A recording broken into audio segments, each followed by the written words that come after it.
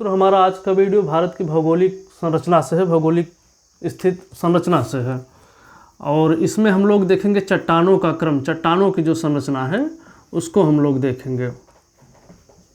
चट्टानों का निर्माण हमको पता है कि चट्टान जो है एक दिन में नहीं बना, ये जो है सतत प्रक्रिया थी। जब पृथ्वी का निर्माण हुआ तो पृथ्वी आग का गोला थी। जब वो आग ठंडा हुआ धीरे धीरे हाइड्रोजन और ऑक्सीजन की अभिक्रिया से, तो उसमें जो है कुछ चट्टानों का निर्माण हुआ, आदि चट्टानें जिनको कहते हैं। और आदि चट्टानों का जब निर्माण हो गया तो उन चट्टानों के रूपांतरण और कायांतरण आप लोग पढ़े होंगे, उससे जो है कुछ चट्टानों का निर्माण हुआ। और कुछ चट्टानों का निर्माण पृथ्वी से जो लावा निकला, लावा के ठंडे होने से हुआ।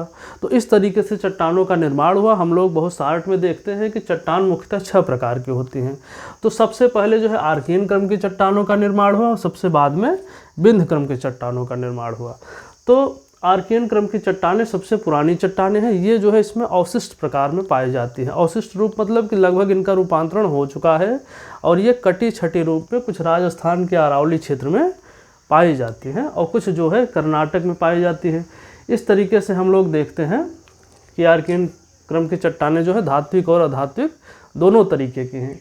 धात्विक में हम देखेंगे राजस्थान में तांबा पाया जाता है, सबसे पुरानी खान खेतड़ी की है। जस्ता पाया जाता है जावर में, और अभ्रक आंध्र प्रदेश में पाया जाता है।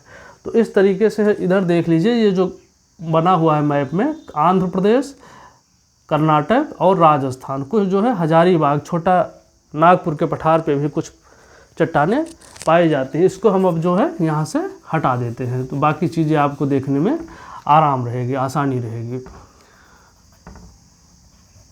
अब हम चलते हैं इसके आगे धारवाड़ क्रम की चट्टानें में।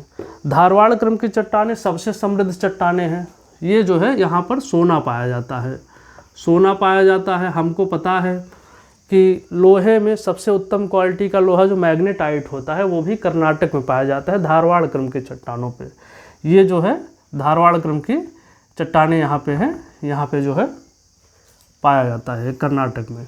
और आप देखेंगे कि कुछ जो है धारवाड़ क्रम की चट्टानें वो छोटे नागपुर के पठार पे भी पाया जाती है। ये सबसे समृद्ध क्षेत्र है, छोटा नागपुर का पठार। और हमको पता है कि कोलार और हट्टी की खानें ये भी जो है कर्नाटक के धारवाड़ क्रम में पाई जाती है। तो धारवाड़ क्रम जो है एक ज़िला है कर्नाटक में, धारवाड़ और शिमोगा जिला है। मुख्यतः इन्हीं ज़िलों में जो है धारवाड़ क्रम की चट्टानें हैं और कुछ चट्टानें जो हैं बेल्लारी ज़िले में भी पाई जाती हैं। तो ये हो गई धारवाड़ क्रम की बात। इसमें कुछ सवाल बनते हैं, पहले सवाल को समझ लीजिए। सवाल ये बनेगा कि चट्टानों का क्रम सेट करिए। क्रम कैसे सेट करेंगे पता नहीं रहेगा आपको।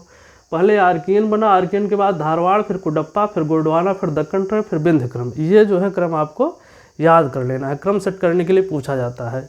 कभी इसमें पूछ लिया गया कौन सी चट्टानें धात्विक है, कौन सी चट्टानें अधात्विक हैं।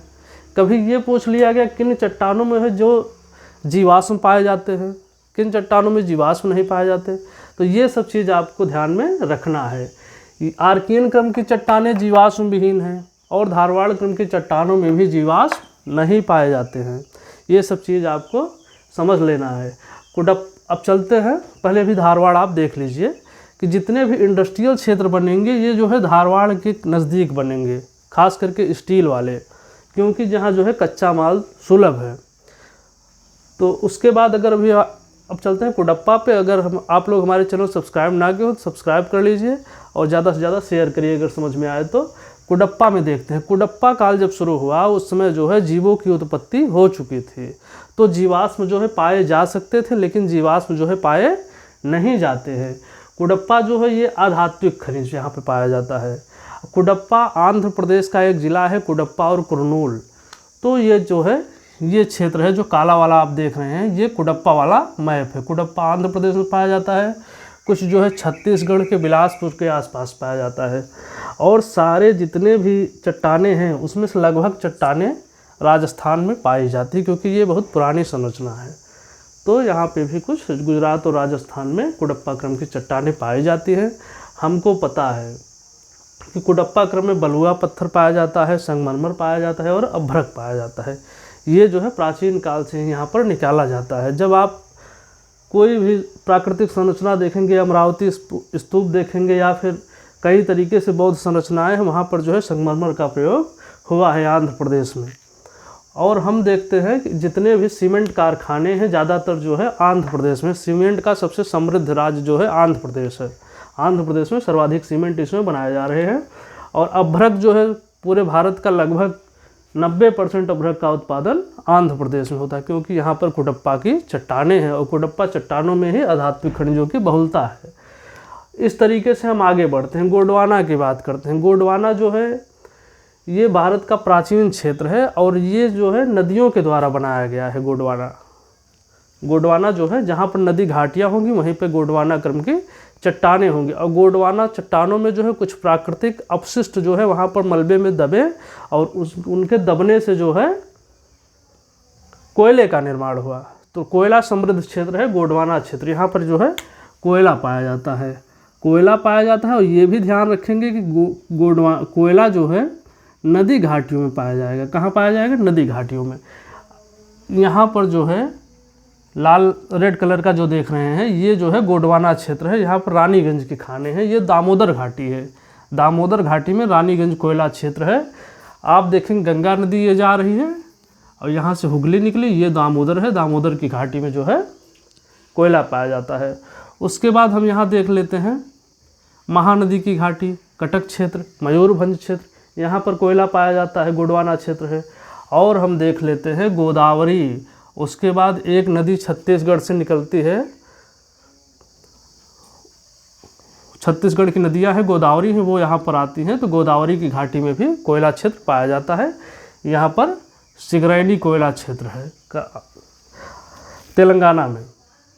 तो गोंडवाना हम लोग समझ लिए। अब चलते हैं हम लोग दक्कन ट्रैप पे। दक्कन ट्रैप हमको पता है कि दक्कन ट्रैप का निर्माण जो है लावा से हुआ।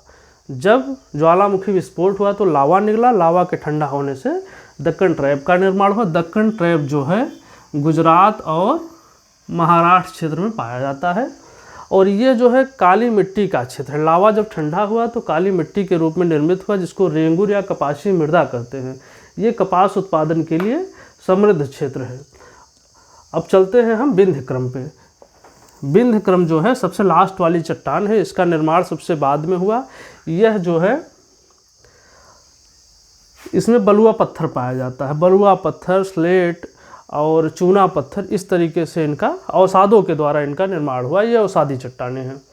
अब देखिए यहाँ पर बलुआ जो विंध्याचल की पर्वत है, विंध्य पर्वत चित्तौड़ से शुरू होकर जो है सासाराम तक जाती है। यहाँ तक भांडेर है, उसके बाद जो है बीच में बजवार की पहाड़ियाँ हैं और पूर्व की तरफ कैमूर की पहाड़ियाँ हैं। तो इनको 3 भागों में विभाजित किया जाता है।